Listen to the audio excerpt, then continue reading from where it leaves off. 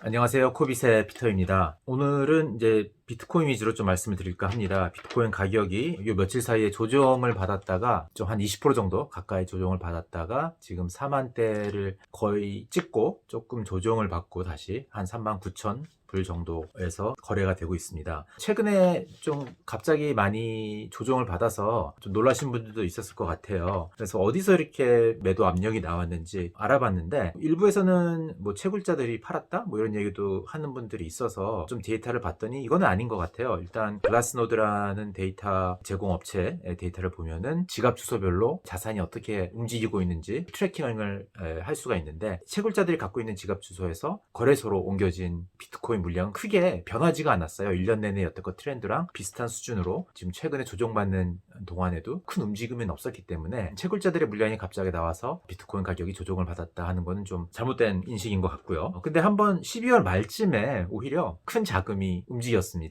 채굴자들 지갑 주소에서 12월 말에는 사실 조정을 받을 때가 아니고 강세장이었을 때였죠. 한 12월 26일부터 30일 사이에 한 21,000 BTC 정도가 움직였는데 재밌는 거는 이 움직인 이 BTC가 거래소 지갑에 나타나지는 않았어요. 그러니까 이게 어디로 움직였는지 좀 알 수는 없는데 제 추측으로는 아마도 그냥 OTC 브로커들한테 가지 않았나. 왜냐면은 기관 자금들은 사실 거래소에서 직접 사는 경우는 그렇게 많지가 않아요. 큰 물량을 사야 되기 때문에 OTC 브로커를 많이 사용을 하는데 그렇기 때문에 OTC 브로커들이 큰 물량을 기관 자금이 많이 들어올 12월 말 정도일 때 많이 요구를 했을 가능성이 많고 그랬다면 채굴자들이 직접 OTC 브로커들한테 물량을 건네주는 이런 케이스들이 많지 않았을까 싶습니다. 대부분 어디까지나 이건 저의 추측인 거고요. 그리고 실제로 지금 가장 비트코인을 많이 보유하고 있는 채굴자 F2풀이랑 루비온이라는데 이 두 군데인데 이 두 군데의 비트코인 잔고를 보면은 지난 8개월간 서서히 꾸준히 증가를 하고 있습니다. 이건 뭘 뜻하냐면은 채굴자들도 사실 지금 비트코인 가격이 많이 오른 상황에서는 이걸 억지로 갖다 팔아야 될 이유가 그렇게 크지는 않은 거예요. 아주 최소한의 비용 정도만 팔고 최소한의 비용을 커버할 정도만 팔고 나머지는 재고를 들고 있다가 왜냐하면 비트코인 가격이 훗날 더 높은 가격을 받고 팔을 수가 있을 거라고 생각을 하기 때문에 그게 서둘러서 팔 생각은 채굴자들도 하고 있지 않다고 이렇게 생각이 됩니다. 그렇기 때문에 이러면서 봤을 때 채굴자가 어떤 새로운 매도 물량을 내놨기 때문에 최근에 조정을 받았다 하는 것은 좀 잘못된 인식이 아닌가 이렇게 생각이 되고요. 두 번째로는 테더 얘기죠. 그래서 테더에 관한 여러 가지 우려 제가 지난번 에피소드에 다뤘지만은 뭐 그런 이유로 실제로 이게 뭐 악영향이 끼치냐 않느냐라는 결론을 떠나서 그냥 어떤 이런 이 업계에서는 FUD라고 그러죠. Fear, Uncertainty, Doubt의 약자인데 그런 어떤 우려감 때문에 매도 물량이 좀 나와서 뭐 조정을 받지 않느냐 이렇게 생각을 할 수 있을 것 같습니다. 그래서 이제 테더에 관해 조금 업데이트를 지난번 영상 올린 이후로 좀 업데이트가 있는데 몇 가지 말씀을 드리면은 일단 그 테더의 파트너 은행이 이제 델텍뱅크라고 서인도 제도에 있는 섬에 있는 조그마한 은행인데 이 은행의 CIO죠. Chief Investment Officer가 재밌게도 2020년을 되돌아보는 동영상을 올렸어요. 아무도 거의 몰라요. 한 지금 조회수 100개밖에 안 되는데 제가 여기 이런 영상이 올라가 있다는 정보를 입수를 해서 한번 봤습니다. 그랬더니 여기서 2021년 어떻게 투자를 했는지 리뷰를 하면서 BTC를 구입을 했다는 얘기를 해요. 이건 제가 지난번 에피소드 때 What Bitcoin Did라는 팟캐스트에 그 테더 CTO랑 법무팀 분이 나와가지고 얘기를 할 때 테더의 리저브의 일부는 비트코인에 들어갔다라는 얘기를 거기서 언급을 했었는데 이거를 컨펌해주는 그런 발언이었던 거죠. 그래서 이건 뭐 그렇게 1대1의 스테이블코인 운영하는 입장에서는 만약에 그 리저브 아셋의 일부가 비트코인 들어갔다는 거는 별로 그렇게 바람직한 모습은 아니지만은 뭐 이거를 조금 어느 정도 확인해주는 그런 동영상이 올라와 있길래 여러분들과 한번 공유를 해봤습니다.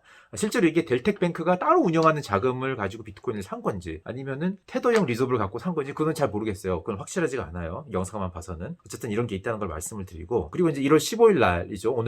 한국 시간으로 오늘이 1월 15일인데 미국 시간으로 1월 15일은 우리나라 시간으로 오늘 밤이 될 겁니다. 이게 이제 막 서류 제출의 마감일이에요. 근데 여기서 한 가지 제가 혹시 지난번 영상 때 확실하게 전달이 안 됐다면은 좀 확실하게 전달해야 될 게 이거는 그 추가적인 정보가 들어있는 서류를 제출하라는 마감일이기 때문에 이게 어떤 사법부의 판단이 나오는 날은 아닌 것입니다. 그리고 그 서류가 제출을 했다고 해서 사법부에서 그거를 대중들한테 공개할 의무도 사실은 없어요. 그렇기 때문에 15일이 딱 됐다고 해서 뭔가 새로운 인포메이션이 팍 터져 나와가지고 시장을 영향을 끼친다는 그런 상황은 벌어지지는 않을 걸로 보이고요. 뭐 만약에 뭐 어떤 기자들이 어떻게 사법부에 누구를 인터뷰해가지고 정보를 갖다가 캐내가지고 아니면 정보가 리크돼가지고 언론에 보도되고 뭐 이러면 다른 얘기겠지만은 뭐 일반적으로 상식적으로 생각을 해봤을 때 1월 15일 날 갑자기 어떤 공개가 펑 하고 이렇게 갑자기 나타나는 그런 상황은 아니기 때문에 그런 기대를 갖고는 계시지 말아야 될 것 같고요. 아마 실제로 이 안에 들어있는 이 서류에 담겨져 있는 정보가 대중들한테 알려지는 거는 좀 시간이 걸려야 되지 않을까 싶습니다. 그런데 만약에 이 정보 안에 이미 사실 근데 테더의 리저브의 75%만이 US 달러로 베킹이 돼 있다는 거는 제가 지난번 에피소드 말씀드렸지만은 이 정보가 나온 지 꽤 됐어요. 2019년 5월 달에 뉴욕 검찰부에서 처음에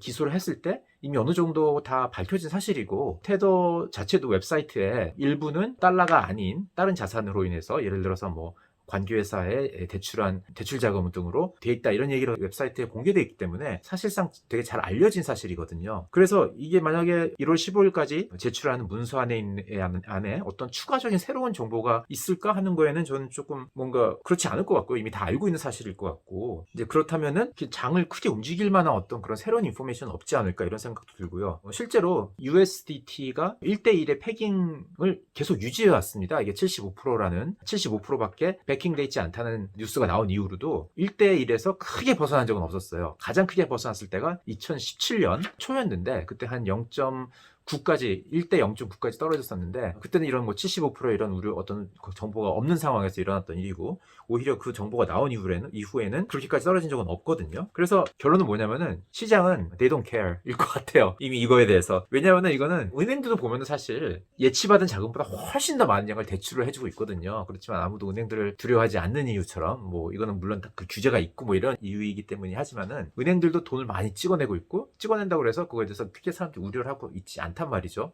물론 테더라는 조그마한 조직이고 은행에 비하면은 규제도 좀 덜 받고 있고 이렇기 때문에 은행과 비교한다는 거는 딱 정확한 얘기가 아닐 수는 있지만은 시장은 이미 약간 그런 식으로 받아들인 상황이 아닌가 여태껏 시장의 움직임을 봤을 때 약간 그런 느낌은 듭니다. 그리고 또 어떤 분이 댓글을 달아줬는데 USDT 테더가 망하면은 디파이는 어떻게 되나요? 이런 질문을 다신 분이 있었습니다. 물론 USDT가 디파이 덕분에 성장은 했으나 디파이 안에서 제일 많이 사용되는 스테이블 코인은 USDT가 아니에요. 그거는 USDC랑 다이입니다. 이건 뭘 보면 알 수 있냐면은 지금 디파이 펄스에 올라와 있는 탑5 디파이 프로토콜 예를 들어서 아베나 컴파운드나 메이커나 유니스왑 이런 데에 예치된 자산을 보면은 USDC가 가장 높고 스테이블 코인 안에서 그 다음에 다이입니다. USDT도 있긴 있어요. 근데 한 뭐 4위? 요 정도로 이렇게 떨어지고요. 이런 거를 기준으로 봤을 때 만약에 USDT가 망한다면은 디파이도 뭐 단기적으로는 약간의 동요가 있을 수는 있으나 그냥 USDT를 들고서 예치를 하고 있던 사람들은 USDC나 다이로 갈아타면 되는 일이기 때문에 디파이 이코시스템 전체적으로 어떤 큰 샥을 줄 가능성은 상대적으로 낮지 않나 뭐 이렇게 생각을 합니다. 네, 오늘은 여기까지입니다. 안녕히 계세요.